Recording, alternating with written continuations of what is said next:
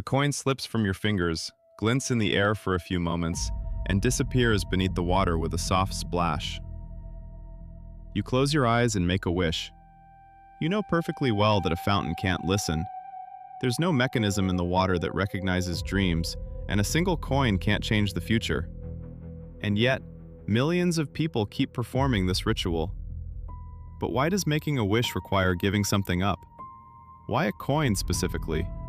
And why toss it into water rather than leaving it on a stone, burying it in the ground, or tossing it into the air?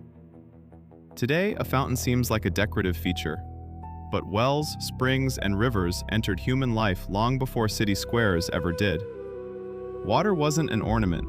It was a condition of survival. It determined where a settlement would rise, whether there would be a harvest, and whether people would survive a drought.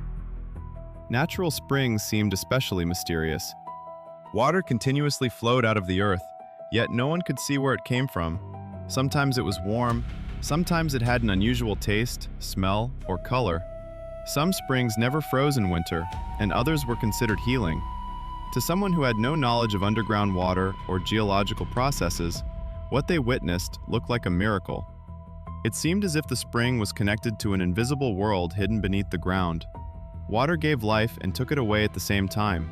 It quenched thirst, cleansed the body, and helped grow food. But a person could drown in a river, vanish in a swamp, or die in a flood. So water wasn't seen as a lifeless substance. It was a mighty force that you had to stay on good terms with.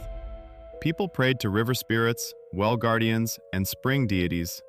They asked the water for rain, health, safe travels, a child, or a cure. But a request was rarely free. You brought a gift. It could be food, jewelry, a weapon, a figurine, a piece of metal, or a coin.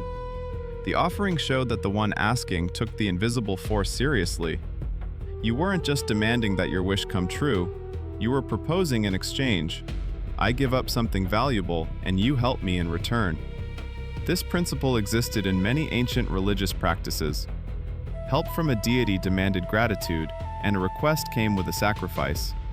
A modern coin tossed into a fountain almost looks like a game, but underneath it, you can see a very old idea. A wish must have a price. Archaeologists find evidence of such rituals at ancient springs.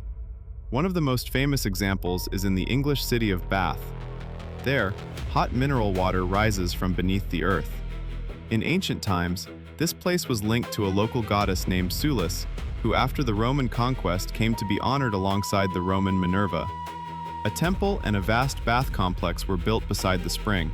People traveled there not just to bathe, they came hoping to be healed and to appeal to the goddess. In the sacred spring, archaeologists discovered more than 12,000 Roman coins. Some of the coins found date back to the local culture that existed even before Roman rule was fully established. That means people were throwing valuables into the water over a very long span of time. But they weren't always making wishes in the modern sense.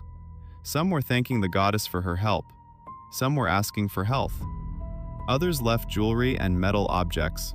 Small lead tablets with appeals to the goddess were also thrown into the spring. On them, people wrote the names of thieves and asked for stolen goods to be returned or for the guilty to be punished. Imagine a person whose clothes were stolen at the baths. They couldn't go to the police, check security footage, or post a photo of the thief. But they could write a plea to a goddess, roll up the tablet, and toss it into sacred water. Once that happened, the object no longer belonged to the person, it passed into the possession of the deity. That's the key to understanding the ritual. The offering couldn't be taken back. When a person dropped something valuable into a deep spring, it vanished from the everyday world. The water, in a way, carried the gift somewhere an ordinary person could never reach. A coin was perfect for this. It was small, durable, and had a clear value. You could carry it with you and easily toss it into the water. Unlike food or fabric, a metal coin lasted a long time at the bottom, as if the request itself stayed right there with the deity. Besides, throwing a coin meant willingly giving up the chance to spend it. Even if the amount was small, the act was still a genuine sacrifice. That's probably why we still feel that a wish can't be made entirely for free. If you just think about a dream, nothing special happens. But when a person picks out a coin, walks up to the water, and performs a deliberate action, the wish becomes more real. The well made the impression even stronger. A person approached a dark opening from which coolness rose up. They couldn't see the bottom and didn't know where the water went. The tossed coin disappeared, and a moment later, a distant splash echoed from below. A place like that is easy to imagine as a doorway to another world. That's where the phrase wishing well comes from. But ancient people probably didn't see it as a magical vending machine. They saw it as a place of communication. The coin didn't grant the wish by itself. It was meant for a being or deity associated with water. Over time, religions, cities, and ways of life changed.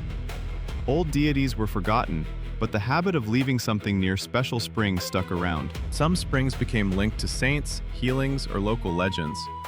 People kept coming to the water, asking for help, and leaving small gifts. Gradually, the meaning of the ritual got simpler. To toss a coin, you no longer needed to know the name of some ancient god. All you needed was the belief that the water itself would somehow hear your wish. When large decorative fountains appeared in cities, the old habit found a new home. A fountain was safer than a wild spring, sat right out in the open, and drew the eye with its shimmering water. People saw coins at the bottom and understood that others had already performed some kind of ritual there. One coin prompted the next. Even if a person knew nothing about the local legend, the scatter of money under the water told them what to do. Someone threw in a coin before you, so maybe you should do the same. The most famous example is the Trevi Fountain in Rome. It was built in the 18th century and became one of the city's main symbols. Today, a tourist turns their back to it, takes a coin in their right hand, and tosses it over their left shoulder. One coin is said to guarantee your return to Rome. There are more romantic versions too. 2 coins promise a meeting with love, and 3 promise a wedding. But the exact sequence depends on who's telling the legend. Here's the thing. The familiar way of tossing a coin over your shoulder isn't actually a documented ancient ritual. Its modern popularity was largely fueled by tourist culture and cinema. The custom really became famous after the 1954 film 3 Coins in the Fountain came out. So, it's a curious story. An ancient idea of making offerings to water got merged with modern cinema, travel guides, and the romantic image of Rome. The result is a ritual that many people take for an unchanging tradition dating back to the emperors. But why do you have to toss the coin with your back turned? Because it makes the act more deliberate and more ceremonial. You're not just dropping money into the water, you're following a set sequence. The right hand, the right shoulder, your back to the fountain. The more rules a ritual has, the more meaningful it feels. Besides, throwing it over your shoulder means you can't fully control the outcome. You're not aiming, you're not watching where the coin lands. It's like you're leaving your wish up to fate. But the water of the Trevi Fountain doesn't just collect dreams. It collects enormous sums of real money. Every year, tourists toss over €1 million in there. The coins are regularly retrieved, cleaned, sorted, and handed over to Caritas, a Roman charity. That money helps pay for food, shelters, and support for people in need across the city. So the ancient ritual has unexpectedly gained very real power. The fountain doesn't grant wishes by any supernatural means, but a tossed coin really can change someone's life. That said, coins aren't always good for the fountains and natural bodies of water themselves. Large amounts of metal can pollute the water, damage equipment, and create extra cleanup costs. At some historic sites, visitors are asked not to throw anything into the water and to use special donation boxes instead.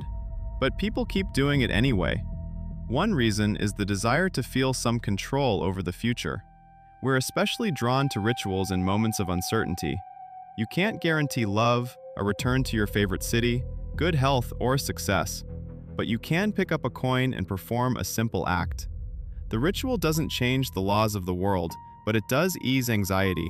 You feel like you've done at least something. There's another reason too. When we pay for a wish, even just a little, it starts to feel more important. A coin turns a fleeting thought into a decision. You put your dream into words, remember the place, and tie it to a specific moment. If the wish later comes true, you remember that fountain. If it doesn't, well, the coin was too small a loss to dwell on. Maybe you'll decide you tossed it wrong, picked the wrong fountain, or told someone about your wish. That's how the ritual protects itself from being disproven.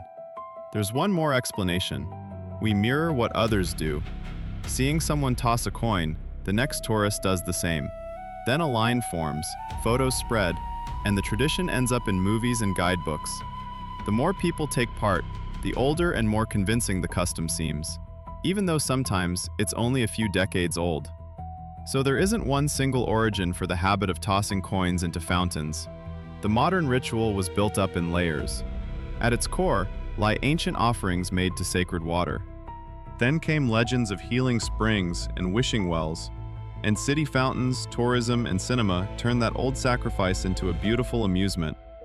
When we toss a coin today, we're usually not thinking about water gods, but we repeat the same fundamental gesture. We give something small to the unknown, hoping to get the future we want in return.